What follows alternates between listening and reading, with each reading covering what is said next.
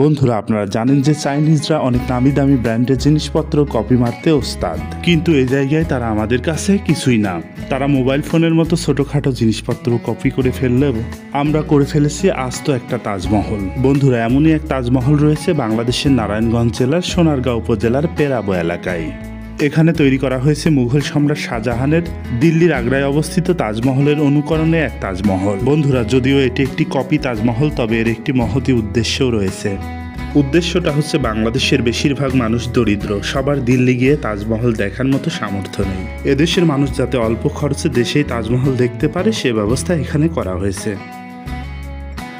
রাজধানী ঢাকা থেকে 10 মাইল পূর্বে নারায়ণগঞ্জের সোনারগাঁও উপজেলায় কপিক্যাট সংস্করণ প্রকল্পের আওতায় ভারতের দিল্লির আগ্রায় অবস্থিত মুঘল স্থাপত্য তাজমহলের হুবহু অবিকল প্রতিরূপ এখানে সৃষ্টি করা হয়েছে।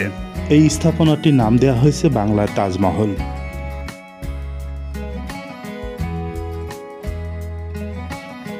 উইকিপিডিয়া অনুসারে বিশিষ্ট চলচ্চিত্র পরিচালক হাসানুল্লাহ মনি 50 লক্ষ টাকা ব্যয়ে এটি নির্মাণ করেন। 2003 সালে এই বাংলার তাজমহলের নির্মাণ কাজ শুরু হয় এবং 2008 সালে এটি জনসাধারণের জন্য উন্মুক্ত করে দেওয়া হয়।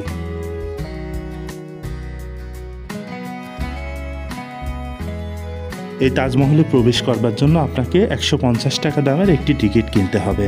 150 টাকার টিকিটের বিনিময়ে আপনি এখানে থাকা তাজমহল, মিশরের পিরামিড, ক্ষুদিরামের ফাঁসির মঞ্চ, রাজমণি ফিল্ম সিটি, এছাড়াও সেই সাথে একটি সুন্দর বিনোদন পার্ক ঘুরে দেখতে পারবেন।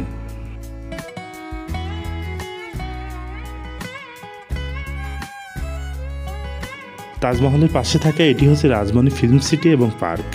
এটি একসাথে বিনোদন কেন্দ্র ও চলচ্চিত্র নির্মাণ সামগ্রী প্রদর্শনের স্থান। এই যে গাড়িগুলো দেখছেন, এগুলো একসময় সিনেমার শুটিংয়ের কাজে ব্যবহার করা হতো। বর্তমানে এগুলো এখানে এই রাজমণি ফিল্ম সিটিতে প্রদর্শনের জন্য রাখা হয়েছে।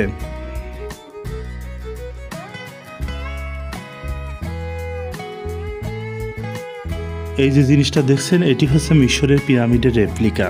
এই পিরামিডের মধ্যে প্রতীকী মৃতদেহ সংরক্ষণ করা হয়েছে। পিরামিডের অভ্যন্তরের পরিবেশ ভয়ঙ্কর এবং বিভৎসভাবে তৈরি করা হয়েছে, তাই আপনাদেরকে দেখাতে পারলাম না।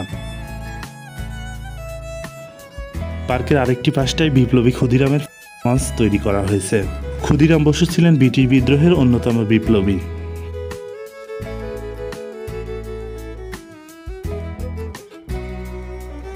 এছাড়াও আপনি এখানে দেখতে পাবেন বিনোদনের জন্য বিভিন্ন রকম রাইড। এই রাইডগুলোতে ছোট বড় যে কোনো বয়সের মানুষজন চড়ে বসতে পারবেন, তবে এর জন্য আলাদা করে টিকিট কাটতে হবে।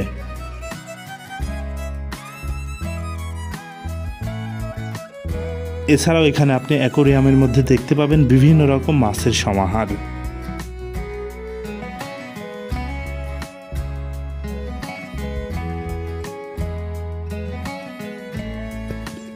এছাড়াও এখানে সংরক্ষণ করে রাখা হয়েছে অতীতকালে ব্যবহৃত বিভিন্ন রকম চলচ্চিত্র নির্মাণ সামগ্রী।